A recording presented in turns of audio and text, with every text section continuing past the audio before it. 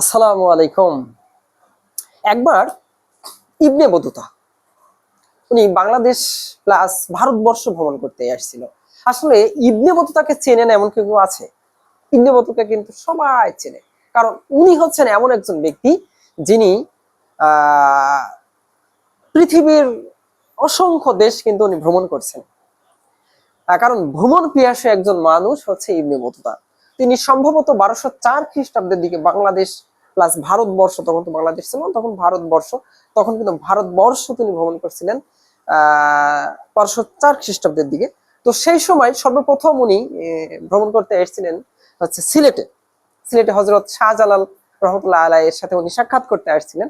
তো হজরত শাহজালাল রহমতুল্লাহ আলাই, আমরা সবাই জানি ওনার ইতিহাস, যে উনি 360 জন আউলিয়া, মানে 350-এরও বেশি, হ্যাঁ আরো 10 জন বেশি, এই 360 জনকে নিয়ে উনি সিলেট এসেছিলেন এবং তিনি ইসলাম প্রচার করেছিলেন এবং তিনি সফল হয়েছিলেন। এখনো কিন্তু সিলেটে হজরত শাহজালাল রহমতুল্লাহ আলাইয়ের মাজার আছে। তো ওইখানে তিনি ইবনে বতুতা হজরত শাহজালাল রহমতুল্লাহ আলাইয়ের সাথে দেখা করতে আসলেন। তো ইন্টারেস্টিং বিষয় হচ্ছে যে হজরত শাহজালাল রহমতুল্লাহ আলাই মাজারে যখন, এই মাজার বলছি, ওনার সাথে যখন তিনি সাক্ষাৎ করতে আসলেন, ইবনে বতুতা এসে দেখলেন যে ওনার সহকর্মী, মানে সহপাঠী বলতে পারো, 360 জন ওনার সাথে পাশে দাঁড়াই আছেন। কিন্তু ইন্টারেস্টিং বিষয় হচ্ছে সবাই সাদা পোশাক পরিহিত। এখন এটা দেখার পরে ইবনে বতুতার মধ্যে একটা প্রশ্ন জাগলো, যে সবাই সাদা পোশাক পরিহিত কেন? এই প্রশ্নটা কিন্তু তিনি মনে মনে করছেন। এখন হযরত শাহজালাল রহমতুল্লাহ আলাই কিন্তু একজন আধ্যাত্মিক মনের মানুষ, উনি কিন্তু বুঝতে পারেন অনেক কিছু। তো ওনার অ্যাটিটিউডটা দেখে হযরত শাহজালাল রহমতুল্লাহ আলাই বুঝতে পারলেন যে উনি একটা প্রশ্ন করতে যাচ্ছেন। তো ওনার প্রশ্ন না শুনেই উনি আসলে উত্তর দিচ্ছেন ঠিক এভাবে, যে আমাদের নবী প্রিয়, আমাদের প্রিয় নবী হযরত মুহাম্মদ রাসূল সাল্লাল্লাহু আলাইহি ওয়াসাল্লাম, উনি কিন্তু সবসময় চেষ্টা করতেন সাদা পোশাক পরিহিত করা। পাশাপাশি সাহাবাদেরকে উনি উৎসাহিত করতেন যে সাদা পোশাক পরার জন্য। তারপর পরবর্তীতে যারা আছে সবাই কিন্তু ওনাকে অনুসরণ করেন, তিনি সাদা পোশাক পরতে বেশি পছন্দ করতেন। এটা আমাদের রাসূল সাল্লাল্লাহু আলাইহি ওয়াসাল্লামের সুন্নাহ। তো এজন্য আমরা আসলে সুন্নাহ পালন করছি বা করতেছি রাসূল সাল্লাল্লাহু আলাইহি ওয়াসাল্লামের। এই কথার মধ্যেই কিন্তু ইবনে বতুতা উত্তর পেয়ে যান যে আসলে উনি হয়তো রাসূল সাল্লাল্লাহু আলাইহি ওয়াসাল্লামকে অনুসরণ করছেন।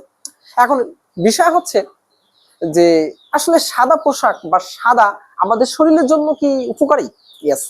এখন বর্তমান সায়েন্স বলছে যে সাদা পোশাক শরীরের জন্য, মানব শরীরের জন্য খুবই উপকারী।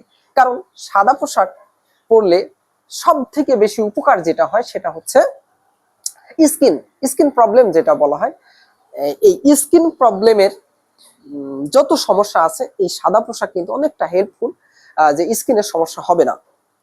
এরপরে যাদের কুষ্ঠকাঠিন্য অনেক রোগ হয়, এই ধরনের রোগের যে ভাইরাস গুলা ছড়ায়, সাদা পোশাক কিন্তু ওইগুলোকে দূর করে দেয়। হ্যাঁ, এটা একটা ইন্টারেস্টিং বিষয়, যে এই জন্য কিন্তু বিজ্ঞান এখন প্রমাণ করছে যে সাদা পোশাক মানব শরীরের জন্য ভালো। সেই 1400 বছর আগে ভাবা যায় রাসূল সাল্লাল্লাহু আলাইহি ওয়াসাল্লাম আমাদেরকে বলে গেছেন, বা আমাদেরকে অনুসরণ করতে গেছে, আমাদেরকে অনুসরণ করতে বলে গেছেন, কারণ উনি সাদা পোশাক পরেছেন, আমাদেরকে উৎসাহিত করে গেছেন যে আমরাও সাদা পোশাক পরি। এই জন্য বিশেষ বিশেষ ক্ষেত্র, বিশেষ করে সব জায়গায় লক্ষ্য করে আমরা দেখতে পাবো যে সাদা পোশাক কেমন। কয়েকটা এক্সাম্পল আমরা নিয়ে আসতে পারি। আমরা যখন অসুস্থ হই সর্বপ্রথম কোথায় যাই? আমরা যখন অসুস্থ হই সর্বপ্রথম যাই কিন্তু ডাক্তারের কাছে। আচ্ছা, এখানে একটা ইন্টারেস্টিং বিষয় আছে, সেটা হচ্ছে ডাক্তার কিন্তু সাদা পোশাক পরে থাকে, লক্ষ্য করেছো? এরপরে ডাক্তার যদি ট্রিটমেন্ট দেয়, ট্রিটমেন্টের সাথে কারা থাকে?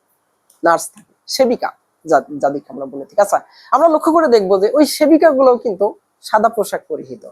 হ্যাঁ, আরো ইন্টারেস্টিং বিষয় হচ্ছে আমরা দেখে থাকি যে ডাক্তার যে রুমে হচ্ছে কি করছে, চিকিৎসা দিচ্ছেন, মানে ট্রিটমেন্ট দিচ্ছেন, সেই জায়গায় যতগুলা জানালা আছে, জানালার পর্দা কি দিয়ে? সাদা। তারপরে দরজা আছে, দরজার পর্দা কি? সাদা। আরো একটা মজার বিষয় হচ্ছে যে যেখানে হচ্ছে বিছানা, এক কথায় বেড, সেই বেডের টোটাল কাপড়গুলো, বালিশ থেকে শুরু করে বিছানার চাদর সবগুলো কিন্তু সাদা। কেন? কারণ এটা বিজ্ঞান প্রমাণ করেছে যে একটা মানুষকে সুস্থ হওয়ার পেছনে সাদা অনেকটা গুরুত্বপূর্ণ। এই জন্য আইজাক নিউটন, আমরা কি জানি যে আইজাক নিউটন হচ্ছে রংধনু আবিষ্কার করেছিল। সেই রংধনুর মধ্যে উনি একটা বিষয় লক্ষ্য করলেন, আমি এখানে নিয়ে আসছি, দেখো এই যে সাদা, উনি আইজাক নিউটন যখন একটা রংধনু আবিষ্কার করলেন তখন তিনি কি দেখে আবিষ্কার করলেন? তিনি এই যে এরকম সাদা, এই সাদা, তিনি সাদার উপর এরকম একটা ক্লিক করলেন, সাদার উপর ক্লিক করলে দেখলেন বেনিয়া সহকালা হয়ে গেল। বেনিয়া সহকালা মানে কি স্যার? এটা বুঝাবো আজকে। বেনিয়া সহকালা মানে রংধনু যে 7টা রং, সেই রংধনুর 7টা রং ইনি কির মধ্যে পেলেন? সাদার মধ্যে পেলেন। মানে সাদা রঙের মধ্যে রংধনু 7টা রং আছে। কি কি? আমি একটু রংধনুর 7টা রং মনে রাখার একটা টেকনিক ঠিক এই ভিডিওতে নিয়ে আসছি। দেখো, বেনিয়া সহকলা এই শব্দটা মনে রাখলে তোমার রংধনুর 7টা নাম মনে থাকবে। কেমন? বে, বেতে বেগুনি, বেগুনি কালার। ইয়েস। 2 নম্বর হচ্ছে নি, এই যে নি, হ্যাঁ, নিতে হচ্ছে কি? নিতে হচ্ছে নীল, নীল, নিতে নীল। এরপরে লক্ষ্য করো, আতে হচ্ছে আসমানি, আসমানি কালার। ইয়েস। এরপরে দন্তস্ব, দন্তস্বতে কি? দন্তস্বতে হচ্ছে সবুজ কালার। এরপরে আছে হচ্ছে হতে হচ্ছে হলুদ। এরপরে কি আছে? লক্ষ্য করো, কতে হচ্ছে কমলা। আর লাস্টে আছে হচ্ছে লা, হ্যাঁ, লাতে হচ্ছে লাল। লাতে কি? লাল কালার। তাহলে রংধনুর মধ্যে কয়টা কালার আছে? 7টা। কিন্তু এই 7টা কালার মিলে যে কালার পরিণত হয় সেটা হচ্ছে সাদা।